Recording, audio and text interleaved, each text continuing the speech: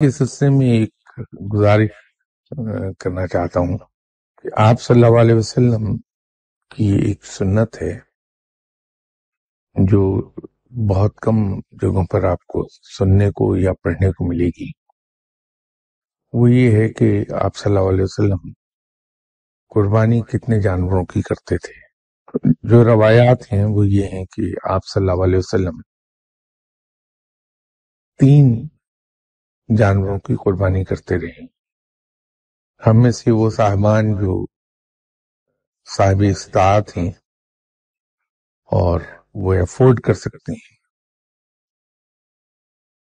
تو اگر وہ پسند کریں تو اس سنت پر عمل کر لیں، اور اسے اگر سنت سمجھ کے عمل کیا تو اس کا دوہرا ثواب ہو جائے گا۔ قربانی کا تو ہے ہی، پھر اپنے دوسرے بھائی جو دنیا میں موجود نہیں یا دنیا میں ہوتے ہوئے اس پوزیشن میں نہیں کہ قربانی کر سکیں، ان کی طرف سے قربانی کر دینے کا فعل اللہ کو بہت پسند آئے گا، اس کا ثواب، اور تیسرا خود جو اپنی طرف سے قربانی کر رہے ہیں۔